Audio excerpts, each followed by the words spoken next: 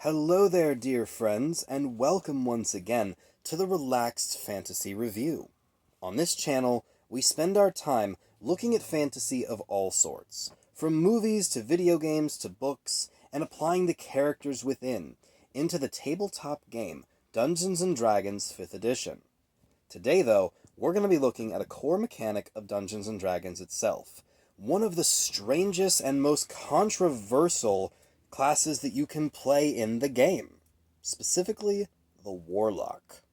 A favorite amongst elite players and kind of confusing for junior players. The Warlock is a spellcaster that draws their magic from a pact that they make with a greater being. This can be a lot of different things, and you get this pact right at level 1, so right from the start, when you create your Warlock, you choose how did they get their power.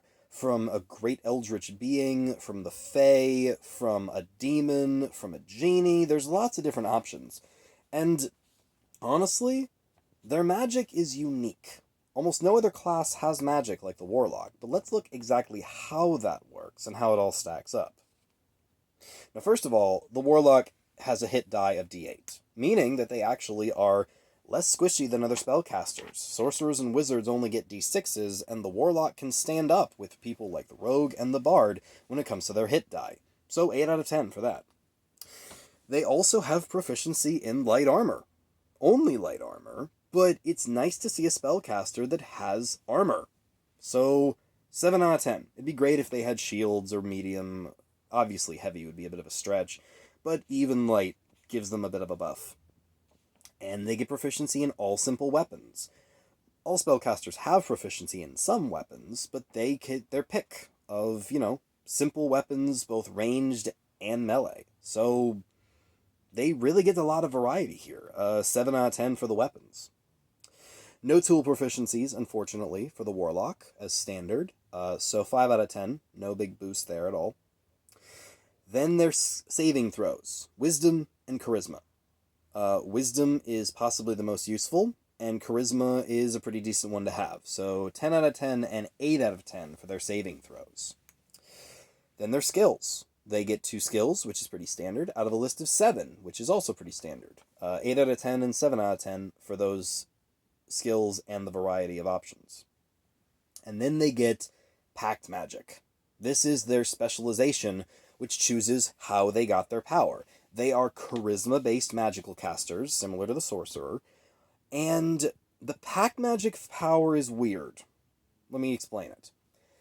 You get some cantrips, obviously, they're handy, and then you get a very small number of spell slots. By the time the Warlock gets up to the mid-tier, they've got 2 or 3, and in the higher tiers they have 4. So this means they can cast their spells that aren't cantrips like a few times, and that's it. They also are required to cast their spells at the highest level possible. If they can cast 3rd level spells, and they want to cast a 1st level spell, they have to cast it at a 3rd level. They get less options for their spell casting. I mean, they get a decent spell list with a lot of powerful magic, but the amount of power they have when it comes to what they can use and how often they can use it is very limited. At least they get their spell slots back on a short rest, but it's just limited. It's the most limited kind of spell casting in the game, and a lot of Warlocks lean into their cantrips more often than anything else. So I give Pact Magic an 8 out of 10. Magic's not bad. It's never bad. But Warlocks just have such big limitations on them. However, this is made up for by their next power, the Eldritch Invocations. They get to choose a number of invocations, which goes up over time, and they have a big list of powers. Invocations are anything from special proficiencies in different items, or the ability to cast leveled spells at will. Things like Disguise Self, or Dark Vision, or other things that you would normally need a spellcaster to spend their spell slots on. The invocations give Warlocks the power to do these things like they were cantrips.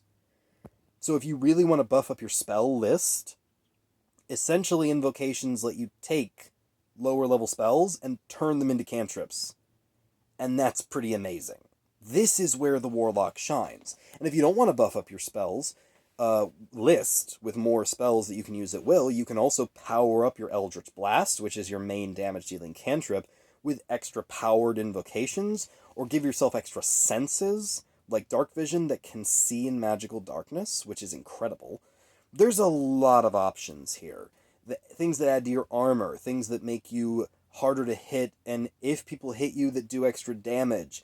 Some invocations are limited use, and other ones are unlimited. And honestly, invocations are so varied that you can basically make any kind of warlock you want. They are 10 out of 10 without any question. They are the main thing everyone's here for with the warlock. So, yeah. This is where it really comes down to it. Then warlocks get this thing called the Pact Boon. The Pact Boon lets them choose from the chain, the blade, or the tome, and this lets them have either a special familiar, a special weapon, or a special book, which gives them more spells, more powers, more abilities. It's almost like choosing another subclass, except it isn't. It's a separate thing entirely. The Pact Boon is great. It enhances you in whatever way you want and causes you to specialize your warlock. It doesn't give you all the features of a subclass by any means, but it definitely is very helpful. I would liken it to a fighting style or something like that, but it's better than that. This is a 9 out of 10 power for sure. Warlocks get the standard 5 ability score increases, so 8 out of 10 there, no big surprise. And then finally, the Mystic Arcanum power really takes their spellcasting where it's supposed to go. See, up till level 20, with their normal spell slots, Warlocks are only half casters. They only go up to level 5 with their spells. The Mystic Arcanum basically gives them a single spell slot of level 6, 7, 8, and 9. So they do get higher level magic. They can only cast one leveled spell for each level once per rest. The Mystic Arcanum is their way of calling themselves full casters. It isn't like being a full caster because you aren't using spell slots. You're using the Mystic Arcanum. Again, they're weird spellcasters, but it works. And it allows them high-level spells, which they're going to need. This is a 9 out of 10. It'd be nice if they could just get more spell slots, but this is a decent stand-in for that. And finally, the Eldritch Master Power. This is their capstone ability, which allows them to regain their spell slots once per rest as basically a minute-long meditation. So their limited spell slots, which at the highest levels is like 4, they'll use up in a fight, and then they can get them back between their rests by using this power. Pretty good. Like, there are lots of powers that are similar, that, like, on initiative you get your key points back, your bardic inspirations back, or whatever. This gives you your spell slots back for your pack magic. A 9 out of 10 ability. Definitely comes in handy for the most powerful of warlocks. It doesn't recharge your Mystic Arcanum, but it does recharge your standard spell slots. So, 9 out of 10. So yeah, the warlock's a weird one. Their magic works differently than anyone else in the game. If you've played a bard, a wizard, a sorcerer, a druid, any spellcaster in the game, but not a warlock, then you don't really know how the warlock works. They are very different than anyone else. They're powerful, and their ability to use light armor, simple weapons, and have better hit dice makes them less squishy. Their total is an 8 out of 10. Largely due to the fact that they really don't have any superpowers other than their invocations. Everything else could be slightly better. If they had, like, a little more spell slots, if they had high-level spell slots, they might be 9 out of 10. I have to give them the 8 out of 10 just because of their quirky nature. The invocations, well, make up for this. Don't get me wrong. Warlocks are worth playing, but they're complicated.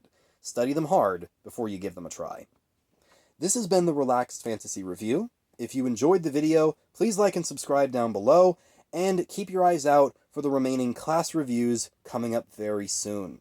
Have a good one, my friends.